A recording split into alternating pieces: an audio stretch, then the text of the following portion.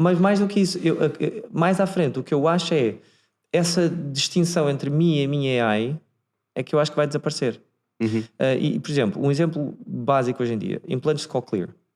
De quê? Desculpa. Implantes de cochlear são implantes, as pessoas, sobretudo as pessoas que nascem surdas ou que têm surdez em crianças, há uns implantes que hoje em dia são usados, que no fundo o que eles fazem é, no fundo destroem o teu tímpano, portanto, substituem e fazem a captação dos sons e transformam diretamente em impulsos nervosos para o teu cérebro.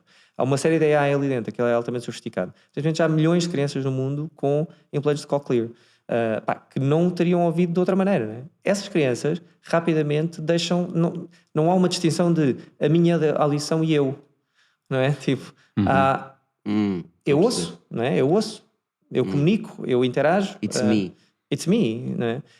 Por exemplo, também experiências que fizeram em CMU, havia um laboratório, que agora há uma série de sítios, de implantes de braços robóticos, e estavam a fazer uma investigação sobre macacos, e houve um momento completamente mágico em que eles primeiro, portanto, havia uma AI a aprender a fazer a leitura de fMRI no macaco, não é? E ele, quando mexia um joystick, aprendeu que o braço ia buscar a banana, não é?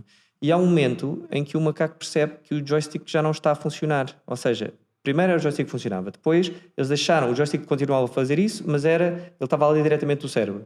E há um momento em que o macaco se apercebe e larga o joystick e começa só a controlar com o cérebro. E continua a receber banana. Claro, não é? E o que eles notam, depois quando passaram a pessoas, as pessoas foram capazes de explicar que mais ou menos passado 6 meses, quando as pessoas tinham braços artificiais, já não sentem como braços artificiais, sentem como o meu braço. Ok, estou a perceber onde é que estás a chegar. Interessante. Então, agarrando, por exemplo, no chip da Neuralink que o Elon Musk está a fazer, que quer implantar no nosso cérebro, Sim. essencialmente o que é que vai acontecer? Nós, como seres humanos, vamos ter um chip na cabeça. Esse chip vai ter acesso a várias AIs e a várias apps, digamos assim. Nós podemos instalar várias apps. Essas apps vão potenciar a nossa capacidade cognitiva e a nossa capacidade de procura de informação, de tradução, de comunicação, uma data de coisas. E nós, à medida que o tempo for passando, vamos sentir que todas essas apps e APIs que utilizamos, no fundo, somos nós, porque elas vão se adaptar a nós e vão funcionar diretamente para nós. E nós vamos nos sentir como um Deus. Mas não é esse o caminho do ser humano, no sentido de ser Deus? Certo? Homo Deus? Essa é uma visão excitante e assustadora ao mesmo tempo, não é? Claro. Portanto, cria muitos anticorpos em muitas pessoas que começam a pensar, ok, mas nós, lá está, vamos deixar de ser nós, vamos passar a ser controlados por AIs e coisas, etc. Mas a verdade é que vai àquilo que eu estava a dizer há pouco, que é, nós começamos a ter acesso a determinada informação e a gastar menos energia em coisas menos interessantes. Não é? Quando eu quero saber uma coisa, eu tenho que tirar o telemóvel do bolso, desbloquear o ecrã, abrir o Google, fazer uma pesquisa e ler os resultados. É muito tempo que eu estou a perder, não é? Se eu conseguir fazê-lo pela cabeça, automaticamente tenho os cria uma resultados. barreira cognitiva em que não és tu. Cria uma barreira que eu peguei num device fora de mim, fiz uma coisa e está no device. Se essa informação estivesse simplesmente acessível da mesma maneira que uma memória está, eras tu, não é? Portanto, vai chegar a um ponto em que telepatia vai-te parecer uma coisa perfeitamente normal, porque o teu chip vai permitir comunicar com o meu chip e, portanto, nós não vamos precisar sequer de falar se não quisermos. Mas vamos estar a comunicar, mas numa bandwidth muito maior. E ao princípio, se tiveres que fazer isso através de um device, é tipo um telefone, não é? Mas se for uma coisa que simplesmente acontece naturalmente, passa a ser parte de ti rapidamente. Acho que isso levanta muitas questões. Sem dúvida. Levanta questões. Epá, por exemplo, o que é que nós vamos dizer aí sobre processos de aprendizagem? Tu já não tens processos de aprendizagem, aquilo é automático, não é? Não, Portanto, saber pesquisar no Google é preciso aprender a saber pesquisar no Google. Google. Não, tu já não vais pesquisar no Google, aquilo vai ser naturalmente, ou seja, Mas vai ser completamente diferente. Tu, quando precisas de uma informação, vais buscar a informação. Mas qual é a informação que tu precisas?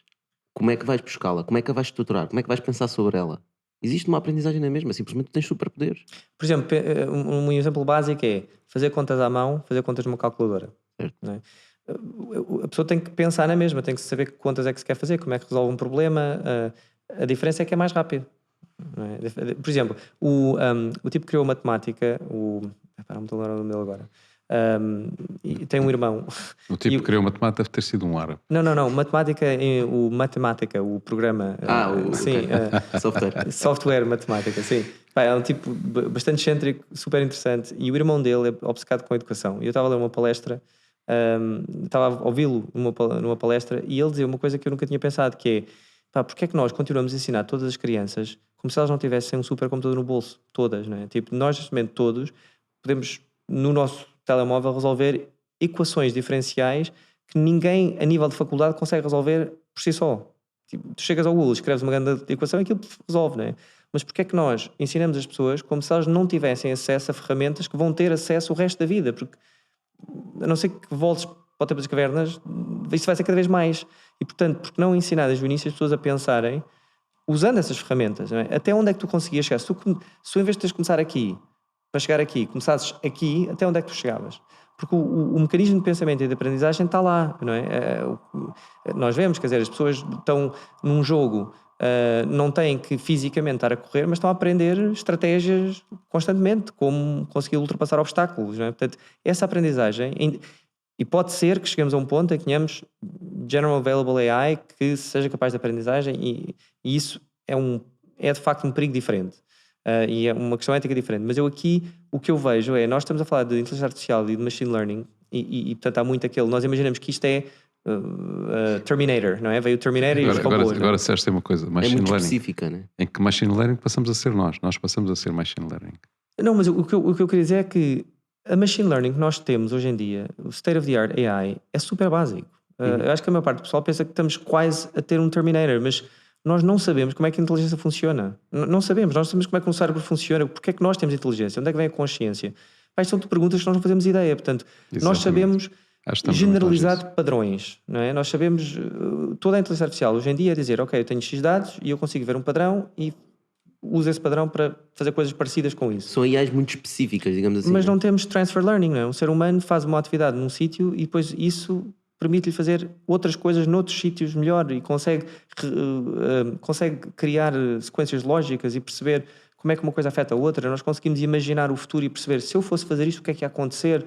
Portanto, todos estes mecanismos nós não sabemos, não fazemos ideia como é que isto funciona. E, portanto, pode estar a 2 anos, pode estar a 5 anos, pode estar a 500 anos, até nós uma vez conseguimos chegar lá. Que é o mais provável que esteja 100, 200, 500 anos. Portanto, tudo o que eu vejo me diz isso.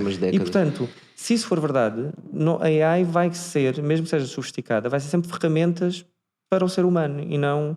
Portanto, vai permitir que o ser humano faça a coisa cada vez mais eficiente e amplificar a nossa capacidade, mas não vai substituir a coisa base do ser humano, a consciência Porque e a inteligência. a verdade, acho que é, nós já usamos essas AIs, não é? Então, nós constantemente. temos montes de AIs que nós utilizamos quando tiramos o telemóvel, quando abrimos o computador, até quando andamos na nossa cidade, não é?